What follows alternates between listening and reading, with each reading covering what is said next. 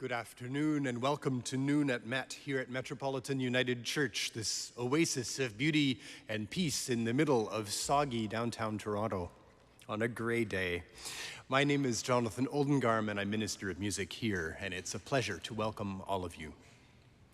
Let's begin by acknowledging that we are not the first people to stand in this place. For thousands of years, this land has been the traditional home of the Huron-Wendat, the Seneca, and the Mississaugas of the Credit, covered by Treaty 13.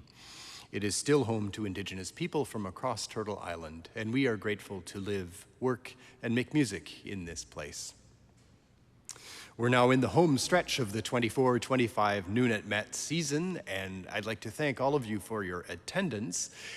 This week we have our penultimate concert with Michelle Simmons, who's one of our very fine choral leads here at the church, but you'll hear her in solo recital. And next week you can hear one of our sopranos, Noelle Slaney, who is also just an outstanding artist. We'll have carillon recitals at 5 p.m. on Thursdays during the month of June. So stay tuned for those. Come and bring a picnic and enjoy our 100-foot picnic table that's open to everybody out on the front lawn. We'll pray for better weather by the month of June. We've probably got all of the rain out of the system by now, I hope. I'd invite you to take a moment to turn off your phones, ask you not to video record anything. You can always watch later on our YouTube channel. And if you're in the mood to subscribe to a YouTube channel, we have 1,998 subscribers at the moment of speaking. So if you would subscribe in the next few minutes, you could be the 2,000th subscriber to Met United's YouTube channel. A great honor that would be. Live streaming of today's concert is made possible thanks to the generosity of Wayne Vance, with thanks to Charlie Davidson, who has been our tech anchor for the entire series this year.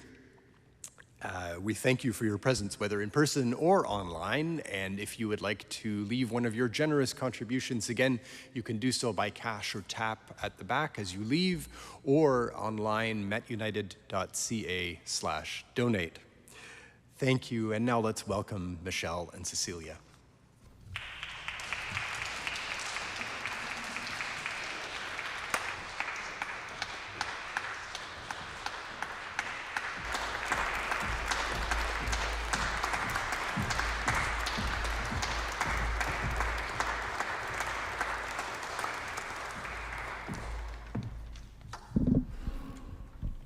Thank you. Thank you for braving it out in this weather for our noon hour recital. So I'm going to start with a French song cycle, banalité, banalities, cliches, dull, tired, trite, pedestrian little things. This is a really world-weary title for these 5 disparate Apollinaire poems grouped together and set to music by Poulenc in 1940. This was during the height of the Second World War. This was the same year that France was invaded and occupied by Germany 85 years ago. The premiere took place in December of that year under the Vichy regime in Paris.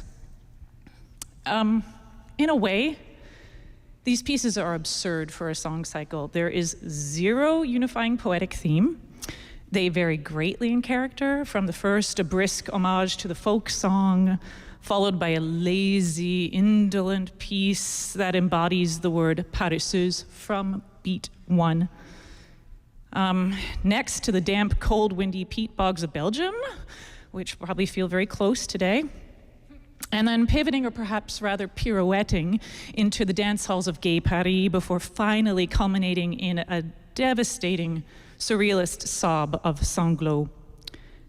It's difficult not to hear the composer's frustration with the state of affairs in the world at that time in his final setting of this set.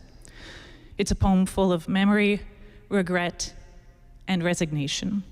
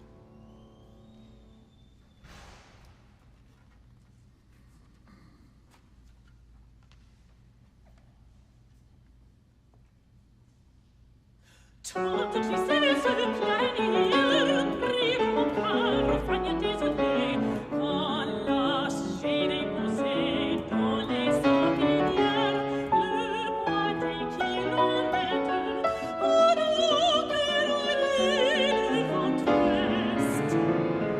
J'avais quitté le joli bois, les éclairés sont restés, ma pipe et le verre et le rouge, au ciel qui restait perdu des mots.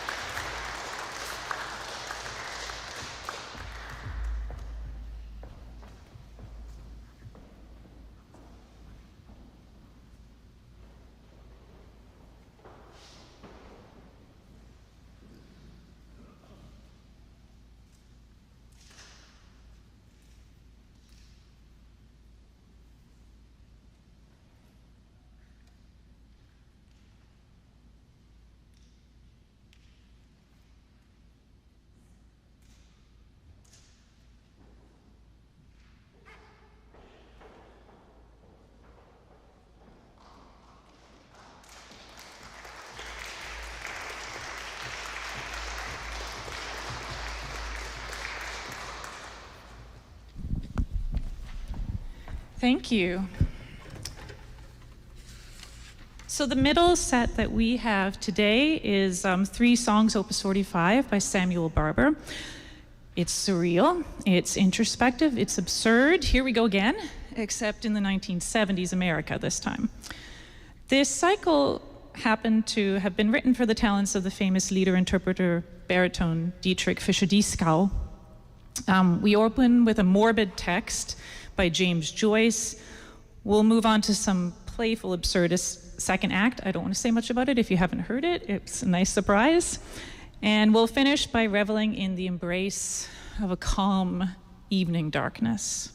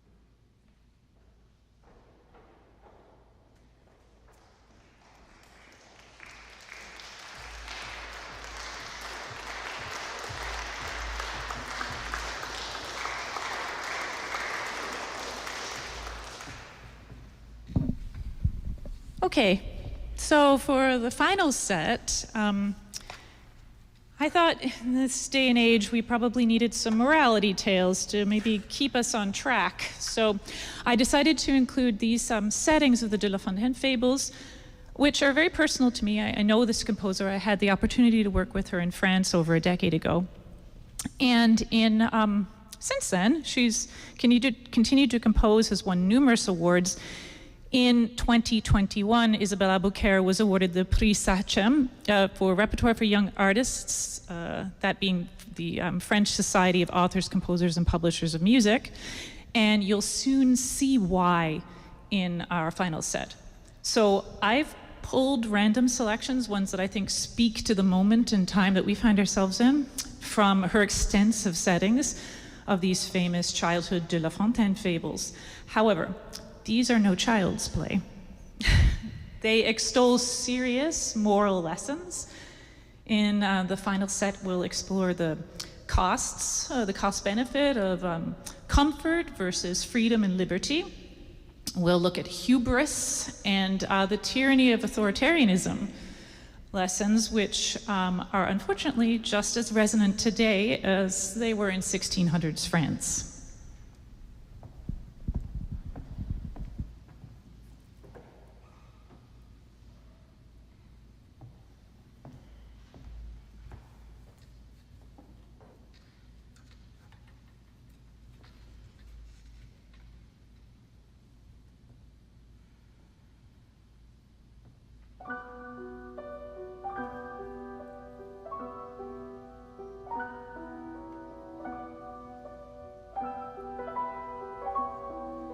La raison du plus fort est toujours la meilleure. Nous l'allons montrer tout à l'heure.